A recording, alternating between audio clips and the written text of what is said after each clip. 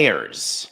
That's the nothing personal word of the day for Thursday, January 18th, 2024. Layers as in layers of success. Jerry Jones announced yesterday, the owner and the GM of the Dallas Cowboys, that Coach Mike McCarthy will be retained to fulfill the final year of his contract, putting the duck in lame duck. And Jerry Jones released a long statement that I think he wrote on the Notes app of his phone. And one of the things he wanted to make sure that we were all clear, all of Dolphins, come on, David, 4869, that all of Cowboys Nation is clear, is that there are many layers of success that have occurred this season as a result of Mike's approach to leading the team. So this is what happened with Jerry Jones. The game ends. He's losing his mind during the game, except when you lose the way the Cowboys lost, when you get blown out the way the Eagles lost, as an example, when you're watching the game as a president or an owner, you actually are able to work through the loss in a much easier, more organized, more rational fashion. Because when you're down 7-0, and then 14-0, then 21-0, then 21-7. Oh, we had a chance. Oh, shit, we don't. 21-8. Oh, sorry. Shucks. Somebody said we're swearing. I'm sorry. I don't mean to swear. You can actually cut that out if you want, Coca. 4869. When you get blown out, I've always told you that I didn't care if we get walked off in the 9th inning or if we lose 12-2. To me, it's a loss, and you move on to the next day. In baseball, there's a next day. In the playoffs, when you lose 6-1 or you lose 4-3, I actually do care, because in a playoff game, I at least want the opportunity to win the game, because there's a smaller number of games in which to accomplish what you need to accomplish, winning 3 out of 5 or winning 4-7. In a winner-take-all game, you don't want, like a Game 7 or any NFL football game, you don't want to lose 32-9. You know, the Bills with Scott Norwood, wide right, that's before many of your time. The Bills have never won a Super Bowl, by the way. They had an unbelievably successful reign under Jim Kelly when they went to the Super Bowl 4 years in a row. Lost every time, but they were there. But when you're blown out, what Jerry Jones was doing during that game, and it's been a meme where he's throwing the paper down or he looks terrible, he's actually processing the loss starting much earlier. So then the game ends, he meets the media, and instead of having a knee-jerk emotional reaction, which you should never do after a game, he just said, I'm floored. The things we went over after that game on Nothing Personal. I'm floored. I've never seen anything like this. We didn't expect this. It's the worst loss of my career. And I, along with many others, thought, I think you're going to have to make a move here. And there is no question that my past experience, no question, colors my view of how I would handle situations. Even though you could argue that my desire to fire managers quickly or to get rid of players quickly did not serve me well more than it did serve me well, I could debate that, actually, if you actually go back and look at the seasons I had. The fact of the matter is, when I have an opinion of what teams are going to do, or I make it an official wait to see, I do that because I believe that's what I would do were I to be president of that team, given that I was president of another team. So it's not coming out of nowhere. So I'm thinking about Jerry Jones and I'm thinking about Mike McCarthy, and I went through the categories of the thought process. Don't evaluate the Cowboys based on the game. Don't evaluate Mike McCarthy based on the loss to the Packers. Evaluate him based on his body of work. And my view is his body of work in the postseason was not sufficient to merit him returning. We need someone who is going to win in the postseason, not just the regular season. But Jerry Jones came out and had a very simple statement saying, we're really close. Now, really close to me is when you get a team that you've put together, your team is going to be kept together, and you believe that there will be not just incremental improvement, but significant improvement with enough of your players that your expected win total goes from 80 games to 90 games. And those last 10 games is the difference between watching October and playing in October. But in order to say that, you have to know your roster in a way that Jerry Jones does not know his roster. You have to know the other rosters in your division, the other rosters in the league in a way that I still don't believe Jerry Jones as the GM focuses on, because Jerry Jones as GM should not be GM. Well, I respect that he names himself GM, and that's how he covers up his meddling ownership. There is no GM who would be able to have withstood the decades of losing that the Cowboys have had. So Jerry Jones releases this statement, and the only thing I could think of is that he was doing it as owner. But I wanted him to evaluate himself as GM. So he did in the statement. And he said, our loss on Sunday is shared by everyone here, not just Coach McCarthy. Our players, our coaches, our front office, myself. Jerry, just a little word of advice. When you're listing people who are responsible for a game and for a result, the right way to do it is to put yourself first. Make the accountability on you. Why don't you do that, Jerry? He lists players first and himself last. Generally, what we like to do is put ourselves first and players last. The reason why we do that, even if we don't agree, which Jerry, of course, doesn't, is that we at least want the public to have the thought that maybe Jerry as GM, Jerry as owner is saying, I am going to be better. I'm going to do something different. And when you make a laundry list of things and you put yourself last, that's about where you believe you stand in the percentage responsibility of the loss. So if you allocate 100% of the loss, you start with players, coaches, front office, myself. He's putting myself in like at 5%. Other 95, everybody else. And then what made me laugh at the end of his statement is that the lens that we use, he said, to view and evaluate Coach McCarthy is holistic. I love you, Jerry. We're all disappointed with the result, but I'm 100% supportive of him as our head coach and ability to reach our goals. He buried that horse hockey so hard into the statement. Does anyone else think that Mike McCarthy is going to be on the hot seat from the first day of off-season workouts? A bad start to the 2024 season? Because if Jerry actually believed in what he wrote in his statement announcing he was keeping Mike McCarthy, if he actually believed it, he would have extended him.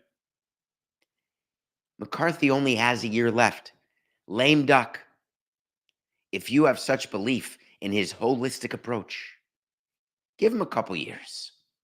Because coaches who go in as lame ducks, while some franchises love it like the Yankees, most franchises don't want that in their locker room. They don't want the distraction of that. What do I think is going to happen with Mike McCarthy? It's very simple. Mike McCarthy will not be the Cowboys coach in 2025. That's sort of a long wait to see, Coca, but I still want to do it. Wait to see is when I say something's going to happen, and we revisit all of our wait to sees once they either happen or don't happen, because we're not going to be one of those talking gas bag shows. Just not going to do it. Mike McCarthy will not coach the Cowboys to start the 2025 season. That is my official wait to see. Now, what a day for football when the Cowboys and the Eagles both lost. And we had some Eagles news yesterday as well, and this made me smile. Nick Sirianni, the coach of the Philadelphia Eagles, has to go meet with the principal today, Jeffrey Lurie, the owner, and it was leaked out There's an expectation that Nick Sirianni is coming to the owner with a plan. That sound familiar? Remember when Doug Peterson was asked to come to Jeffrey Lurie at the end of a season with a plan, and then he got canned because ostensibly Lurie didn't like the plan? What are you talking about? What do you think? Nick Sirianni comes in. This is my imitation of Nick Sirianni walking in. He probably doesn't have the hat on. He's dressed a little nicer. I'd say a button-down shirt and a pair of pants. Comes in, sort of nicer sneakers. Has books that he had his coordinators prepare, and his video guys, and all of his assistants, the assistant of the traveling secretary. Comes in, and he puts something in front of Jeffrey Lurie and says, "Sir, Mr. Lurie," probably calls him Jeffrey by now, "I've got a plan. My plan is that I want to fire my coaching staff because they're the ones that caused us to go from 10-1 to 11-6 and lose 32-9 to the Tampa Bay Buccaneers. You saw a team out there that wasn't playing hard for its coordinators. You saw a team out there that wasn't executing because of the coordinators. Do you think for 1 minute that a coach or manager walks into a postseason meeting and ever says, I think you should fire the hitting coach. I don't see how I can move forward with the pitching coach. 18 years of meetings I had, not one time did a manager say, yeah, I don't think we should bring back the staff. They always say that. They may not mean it, but they always say it. When you speak to your manager at the end of a season and ask, so what do you think about next season? We're going to probably not fire you, but what's your plan? Well, I'd like to get more 2-out hits. I'd like to see if we can get our starting pitchers maybe into the 6th inning every once in a while. And I'd like to maintain our incredible record in 1-run games. Well, that's one hell of a plan. Any other plans? Yeah, I think we're going to do a few more fundamental workouts during spring training. And I'd like to see if we can travel to the road city a day in advance more often because we really like to be rested going into road games. I think that will help our road record. Any other plans? Yes, I would like to have the following things. A list of equipment that we like in the clubhouse and a list of changes that we'd like to make in personnel because we all met and we think our third baseman stinks. We need a backup outfielder. And by the way, we need pitching. Well, thank you, Mr. Manager. That is one hell of a plan.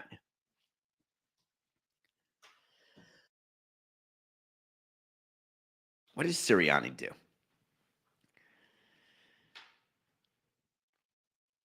The rumor is that Jeffrey Lurie is asking for Sirianni to come up with a list of coordinators to replace the current coordinators he has. How would that be exactly? When you never get your coach to want to fire your coordinators, unless, of course, you're the New York Giants, where there's major drama and horrific relationships with coordinators. So right now, Howie Roseman, the GM of the Eagles, the guy who hugged all the players in front of the camera, and Sirianni have been reaching out, reportedly reaching out, because last year after the Super Bowl, as you recall, the Eagles went to the Super Bowl, and 2 coordinators left the Eagles. Offensive coordinator Shane Steichen went to the Colts, and remember, Jonathan Gannon went to the Cardinals as head coach. 2 new coordinators brought in. Now 2 more coordinators are going to be brought in. Don't you think Jeffrey Lurie has that meeting with Nick Sirianni and says, I don't think it's the coordinators anymore.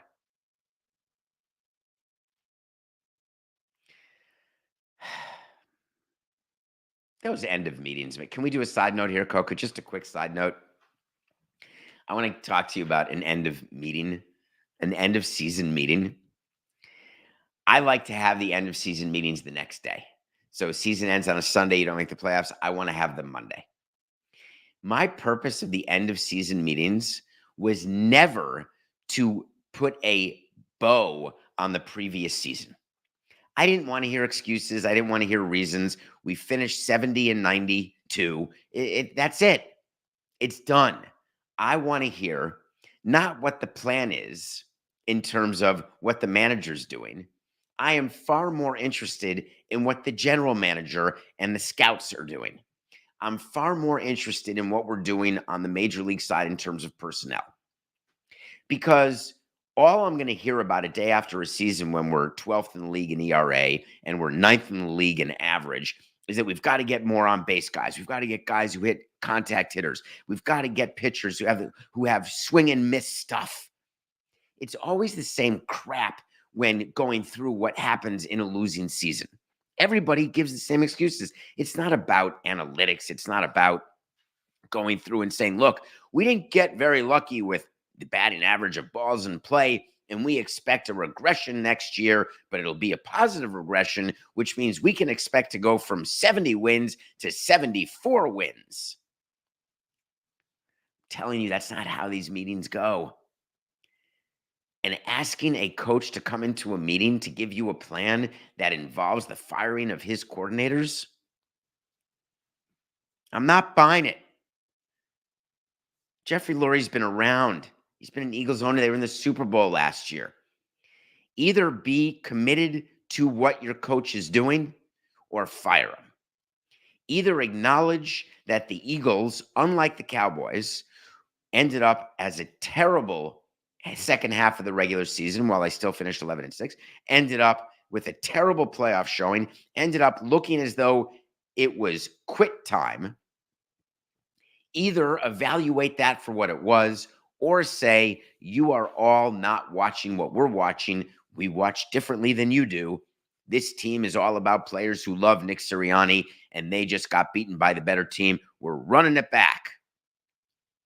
But stop making it based on a meeting. Even though Lurie already fired a guy based on a meeting, it's ridiculous.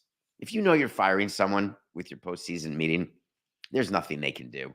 Didn't we do a segment on that, Coca? I sort of enjoyed that segment where we talked about convincing someone. Oh, it was the 8 a.m. The Ron Rivera meeting. Hey, Josh, I'm telling you, so thanks for meeting me at 8 a.m. the day after the season. But I want to tell you, I've got a great plan for the Commanders next year. Thank you, Ron, but give me your key card. All right, let's move on to Amazon. I talked several times about the bankruptcy, Diamond's bankruptcy of the regional sports networks. I want to explain something. We're going to talk about it. We recorded a sporting class with John Skipper and Pablo Torre. It's going to be released tomorrow. We recorded that yesterday. During Nothing Personal yesterday, I was explaining to you why MLB would object to what Amazon was doing. And then it was announced during the course of the show that Amazon had a deal in place to invest in Diamond. Well, now that I've had the day to read about it, research it, I want to give you a few points about this that will be of interest to you when you are asked in front of the water cooler on Zoom. When you file Chapter 11 reorganization, we told you about what that is. That means that Diamond, as an entity, they're a company that has all these regional sports networks around the country where they've got 11 MLB teams and a bunch of NBA and a bunch of NHL teams. And they've got contracts and they've got assets, they've got liabilities, they've got billions of dollars of debt. That reorganization is done and approved by a judge. The company itself negotiates with its creditors, meaning the people they owe money to. The company negotiates with the people it does business with, like MLB or NBA or NHL. And any sort of resolution that you come up with the people who you owe money to, or the people who you have borrowed money from, or the people you have contractual privity with, any arrangement you come up with has to be approved by the judge. You can't just execute a contract when you are in Chapter 11. It doesn't work that way. So what was announced yesterday is that Amazon, as in Amazon, is going to give $115 million into Diamond. Like, give them cash. And in return, they're going to get the right to stream all of the games of all of the teams that Diamond has the rights where they used to be able to have the rights to stream on Fox Sports Florida, the Bally's app, all that stuff. Amazon is now buying the rights to do it where they will have the ability to stream these games. The other part of the package to save Diamond as a going concern is Diamond is a subsidiary of Sinclair. There is a lawsuit between those two. Forget why, but part of this solving of the Chapter 11 reorg is that the lawsuit between Sinclair and Diamond goes away, and Sinclair will actually give Diamond about $500 million. So they get $500 million from Sinclair. They get $115 million from Amazon. They go to the judge and say, with all this money, we have the money to operate as long as you make sure we don't have to pay back the following 10 people, and we renegotiate the rights deals to these teams and not those teams. It's an all-encompassing plan, because to get out of Chapter 11, you don't just have to take care of 30% of your problems, you have to take care of 100% of your problems. Because the way the judge releases a company as a continuing going concern out of Chapter 11 is with a comprehensive, here's how we're getting back into business. Here's what we're going to look like. Here's what our new name is going to be. Here's what our new financing structure is going to be, our capital structure. So all of that is happening. Amazon has one goal in mind, and I want to throw out so much credit for what Amazon is doing here. Amazon loves the idea of its streaming deals. They love the Thursday night package. They want to do an NBA package. They love to be able to stream Major League Baseball games, because during the summer Major League Baseball games, that's the live sports content that exists during the summer for the most part. In order to get the rights to stream and your Amazon, you have to do a deal with either teams individually, and right now Amazon streams a few Yankee games as an example, or you do a deal with Major League Baseball. In order to do a deal with Major League Baseball has to have the right to give in a deal the streaming rights to its teams. Baseball does not have the streaming rights to its teams because the teams don't have the streaming rights to its teams, all of them. So as an example, in baseball, just to give you, the Marlins, the Rays are two teams that are an example I would like to mention. The Royals, the Tigers, the Brewers, 5 teams. When they negotiated their TV deals, they gave the streaming rights to Bally's, to Diamond. What Amazon wants is the streaming rights to those 5 teams. And they want the streaming rights to the rest also. Did you know that NHL and NBA cut a deal with Diamond where they would get their rights fees for this coming season, but at the end of the season, all rights would revert back to the teams. The teams would then transfer those rights to the league, and the league would then have the right and the ability to monetize those rights with another outlet. As part of this Amazon deal, what Amazon is saying to the judge, we'll give $115 million, but we don't want just the streaming rights to the MLB teams. We want the streaming rights to the NBA and the NHL teams, those same teams where it's supposed to revert back to the league. We want those rights for ourselves. Now, Amazon, of course, could go back to the leagues and cut a deal, but it's way cheaper to do what they're doing by doing the deal directly with Diamond to get them out of Chapter 11. It is a fantastically brilliant piece of business that Amazon is trying to do here. They are trying to get live rights cheaply, more cheaply than they otherwise could. Meanwhile, Major League Baseball and the National Basketball Association and the National Hockey League all have a right to appear before a judge in a hearing that's now been delayed, but it will happen. And what the hearing is for the judge to decide, is this deal with Amazon, is this solution of reorganization proper, fair, with a chance of success. If the deal gets approved as is, Amazon ends up owning 15%, by the way, of this new company that won't be called Diamond anymore.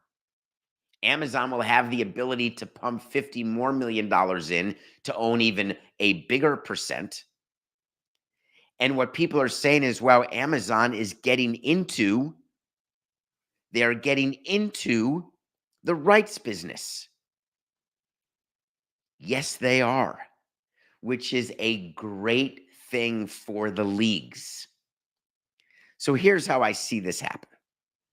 The judge has, and I'm not impugning judges by any stretch. I love judges.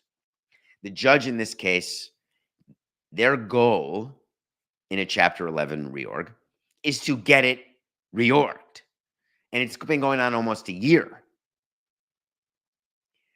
When the judge is presented with this deal, it'll be briefed, which means that MLB is going to object or not object, and they'll do it in writing, and then there'll be oral arguments. But the judges generally would like to get it off the docket and get this deal completed. I believe at the end of the day, there's going to be a deal that will be done with three parties, not two.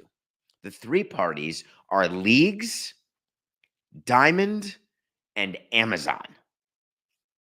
And the reason I think there'll be contractual privity, which means a relationship between all three of the parties, is that the judge recognizes, because judges are no fools, what Amazon's trying to do here.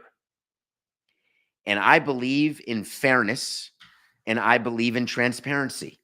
I absolutely believe in trying to get the best deal you can for yourself, for your company, for your league, for your person when you're negotiating.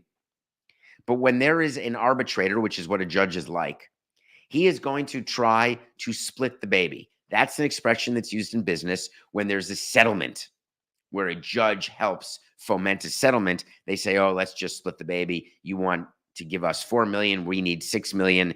There's going to be a $5 million price. It's like the end of a negotiation. And I believe that is what will happen. But there is more news to come. This Amazon deal is not just going to be rubber stamped. All right. When we come back. Oh, it's Thursday. We're reviewing a movie for my top 100. Yes. And we're going to generate a new one. And then we're going to answer. So you want to talk to Samson question that is something sad happened with the Golden State Warriors. Their very popular assistant coach, Dejan Milojevic, passed away at the age of 46 yesterday. And someone asked a question about that. And I'm going to answer it when we come back.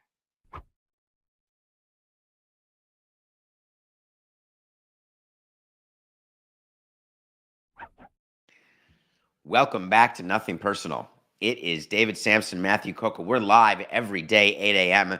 on the Nothing Personal with David Samson YouTube channel. Please make sure you subscribe. Tell your friends about our show. It's available for download at all times. Coca, before I get to the movie, you want me to answer that question? All right, I will. Do I think blackout rules will still apply even with Amazon? No. MLB wants to get rid of blackout rules. The leagues want to get rid of blackout rules. That is the wave of the future where in-market streaming is going to be allowed and available. I believe blackout rules are going to disappear. There was a reason to protect your home territory when you did the cable deals. That reason has gone away. I think that we are all going to get our wish and blackouts will no longer occur. Thank you for that question, Coca. Okay. Let's review Tootsie, what number was that of my top 100? Do you remember? I want to say it was 72. I don't know what number we randomly generated last week. So I watched Tootsie this week with Dustin Hoffman, Jessica Lange. It was number 72. And it's a movie about a actor named Michael Dorsey who can't get any jobs. He's sort of difficult to work with. His agent is the famous director Sidney Pollack, in an outstanding performance. And he decides that he wants to try out for a part that his girlfriend is trying out for, Terry Garr. And it's for a part in a soap opera. And he goes dressed as a woman to try out for this role. And he gets the role as a woman. So Michael Dorsey becomes Dorothy Michaels. And Dorothy Michaels then proceeds to become this representative of strong, great women. Did Tootsie age well? I understand where there are people who say it didn't. People are upset about Mrs. Doubtfire, upset about Tootsie. But if you actually watch the movie, forget the fact that the theme song I listen to almost every time I work out by Stephen Bishop. It's called It Might Be You. Forget the fact that Jessica Lange was one of my first crushes, nominated for an Academy Award. Forget the fact that Bill Murray makes an uncredited appearance as Michael Dorsey's roommate. Forget the fact that Charles Durning, one of the most pleasurable, great character actors of our time, is Jessica Lange's father. How about just the fact that what would you do to work in the industry that you love, want to work in, where you make a living, when you can't get hired? There were movies like this back in the day, like Soul Man with C. Thomas Howell. Things that you do to get into a place where otherwise you couldn't get into. That's been a conversation that people have been having for hundreds of years. It's a conversation that we're still having. The quality of Tootsie, the subject matter of Tootsie, it's still worth watching with your friends, with your kids, with your family. Why? Because it will help lead to a really cool conversation. Love that movie. I would not take it out of my top 100 at all. It's time to see what I'm going to watch this week. Look, this is the random number generator. It's on 1 to 1 right now. I'm putting in 1 to 100, and I'm hitting generate. Generate. 13. What's 13, Coca? What am I reviewing next week? What do I get to watch again? Something really good if it's 13. Oh, I just watched that. But I haven't reviewed it, I don't think. Number 13 for me is Love Actually.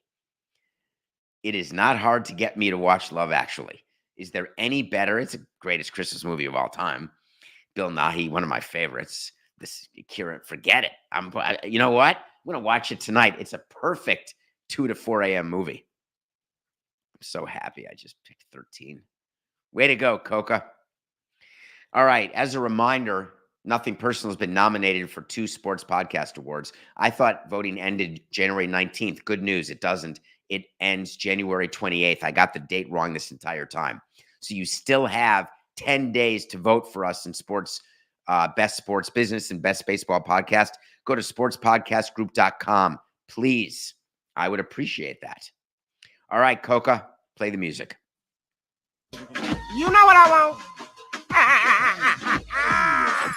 I want to talk to Samson. So you want to talk to Samson. Half Baked had an anniversary yesterday. Someone tweeted at me at David P. Samson, and I retweeted it, but I can't remember how many years ago it was. Maybe 40? Is it really 40 years ago? Anyway, Half Baked movie came out, and Samson's a character, and people want to talk to him. So if you want to talk to me, go to davidsamsonpodcast.com, ask a question, or go to David P. Samson on Twitter. Hit follow. When did it come out, Coca? 1998. That's not even a big anniversary. That's 26 years ago. I just said 40 years. Not exactly. It's 26 years. Anyway, it's a great movie. And I think Half Baked 2 is coming out soon. All right, here's the question. This one is, it starts off awesomely and ends up fantastic question, but sad. Hi, David. Always a good way to start a question for me to get you to read it, get on the air. I attended a UConn men's hockey game this past weekend that announced a record attendance of 9,428 fans. My initial reaction was horse hockey. At the same time, a guy sitting in the row behind me explained to his friends that David Samson says that teams inflate their numbers and there was no way there could have been over 5,000 in attendance that game. That really makes me smile. Just like when I see people on the street and they're actually listening to Nothing Personal, or I get pictures or I see people wearing Nothing Personal merch that you can get at davidsamsonpodcast.com, or I just see the numbers. And Metalark reluctantly gives me the numbers. I appreciate all of you. Okay, more of the question. Thought I would share. I appreciate that. Please keep sharing. On a heavier and sadder note, the Warriors canceled their game tonight as their assistant coach, Dejan Milojevic, passed away. What is the cutoff in a team's organization for a passing to warrant a canceled game? I appreciate that question because most people don't want to ask it.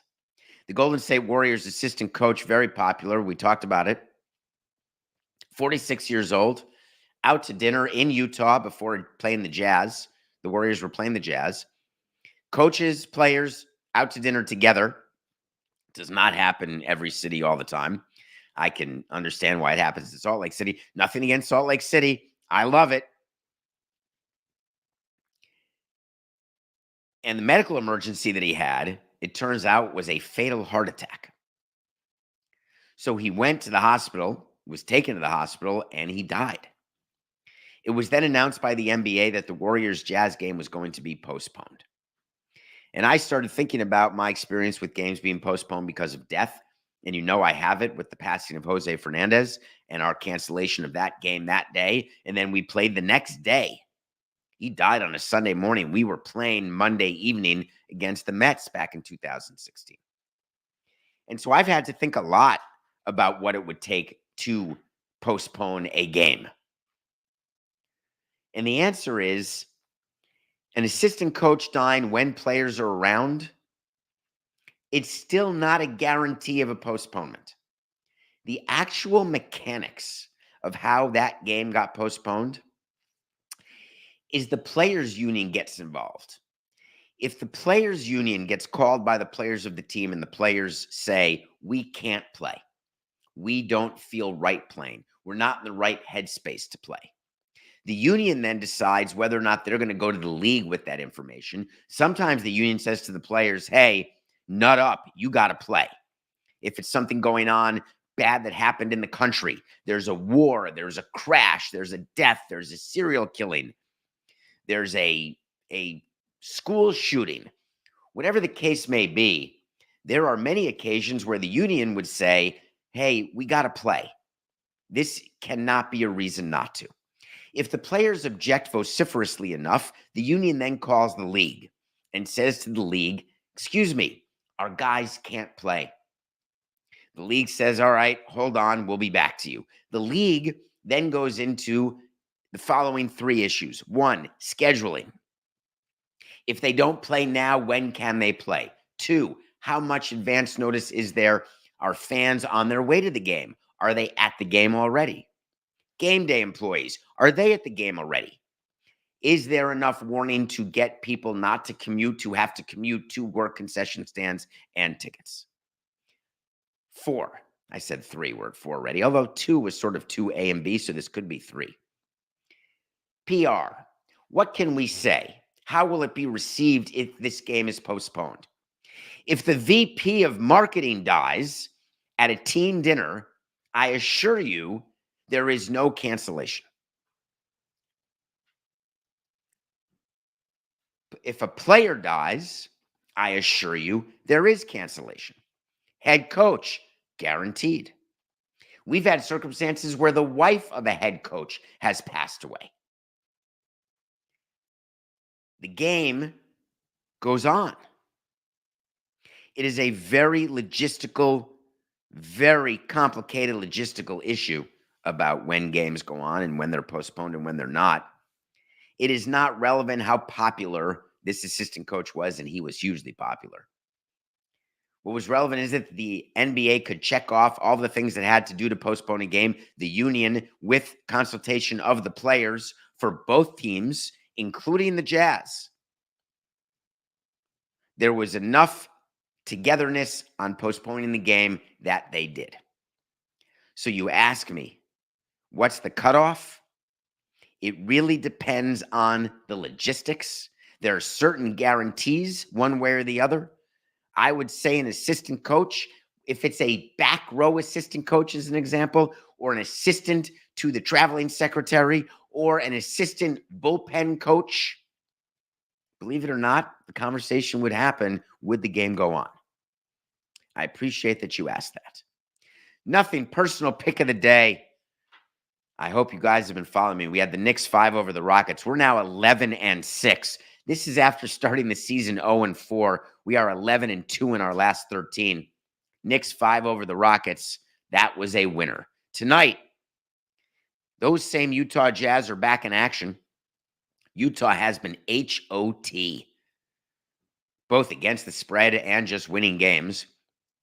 The Thunder are on the road where they've been mediocre. The Thunder are a field goal favorite over the Jazz, and we're taking them. Thunder, 3 over the Jazz. All right, I want to end today's show with just a few minutes about my main man, James Harden, because he came out with another great line. James Harden is now on the Los Angeles Clippers. Remember, they started off so poorly they couldn't win a game, and now they can't lose a game. They have the best record in the NBA for the last, 25 games. Playing great. James Harden made an announcement that he wanted everyone to know. Can you guess what it is?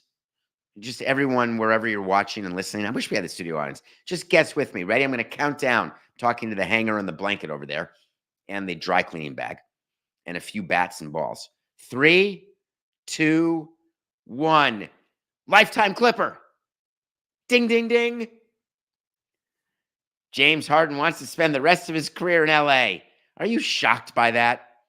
He wants to spend the rest of his career wherever he is. Players always say that. I really like it here. I'd like to spend the rest of my career here. Kawhi Leonard just took a pay cut in order to keep the Clippers together. Kawhi Leonard just signed that huge extension, like $150 million over 3 years or something. That was a big pay cut. He could have gotten $220 over 4, but it was done to make sure they can sign Paul George. Maybe keep Russell Westbrook, who's making the minimum next year, like $4 million.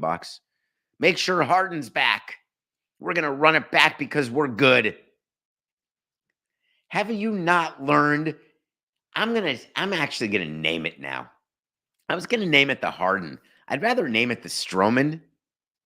Marcus Stroman, when he's pitching really great, says, I want to re-sign with the Cubs. I've got great interest in the Yankees. It all makes me laugh. James Harden, when things are going well, always wants to be where he is and get the max deal that he thought he was promised by Daryl Morey. The minute the Clippers lose 8 out of 10 and get bounced in the first round of the playoffs, do you think he'll have a different point of view? Think it's only a matter of time?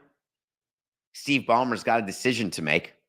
As an owner of a team that has not succeeded, they've got a new stadium, new arena opening up, and he's got to decide, does he want to go to bed and stay in bed with James Harden? Nobody else has wanted to, but you never know. Maybe they're a match made in heaven. Meanwhile, the Clippers have their new arena, and they announced something that Coca loves, because anything that involves European soccer coming to the U.S. is a positive for so many people. Did you read about this? They're creating a special section in the new Clippers arena, who is, by the way, hosting the All-Star game in 2026. But in this new section, they're calling it the Wall. You've got to be a Clippers fan. 4,500 fans, like 50 rows, all Clippers fans. Strict rules. Like they're going to enforce these very strict rules that if you sit in that section, you cannot cheer for the other team or, God forbid, wear the gear of the other team. Not allowed. They're trying to create this area of just great, passionate Clippers fans, and I dig it. It is entirely impractical. There's no way to enforce it. Your game day security. If somebody's wearing a Lakers jersey in the Clippers wall area, are they going to walk down and say, excuse me, can you turn your Lakers jersey around? You think the NBA is like the EPL? You wouldn't wear a Liverpool jersey in Man U at their home field, or Tottenham Would you wear an Arsenal jersey in the Tottenham supporters section? Would you wear a Tottenham jersey in the Arsenal supporters section? No, because you get your ass kicked. It's not like that in the NBA in these smaller arenas. What, you wear a Celtics? Now, I was nervous wearing a Knicks jersey at Houston in the finals. I agree. But come on. Now, don't think that I am overlooking the horrific behavior that can happen between fans, including when a Bills fan just killed a Dolphins fan after the Bills-Dolphins last game of the regular season, including what happens at the Dodgers parking lot, on a day that ends in Y. I'm absolutely not underselling that. I am saying, while I love what the Clippers are doing it with James Harden and the rest of the guys. Oh, it was the Bills fan. Are you sure Coco was a Bills fan who died? I thought it was a Dolphins fan. Okay, it was a Bills fan in the parking lot in Miami Gardens. That's horrible as a road fan. It's disgraceful. I guess that is what happens. That happened with the Dodgers and the Giants fan. In any case, Coco, before we conclude, because we're now 2 minutes over, my conclusion. I love what the Clippers are doing. Don't go to bed with Harden and with Westbrook and George. It's not going to work. And don't think that there's a chance there's going to be a wall of Clippers fans that you're going to in any way replicate what a supporter section is like in Europe. We've all tried it. It doesn't work. That said, if you can get 4,500 people to buy season tickets in your new arena, well done you. It's just business. We'll be back tomorrow. Maybe, maybe not. Wait to see. This is nothing personal.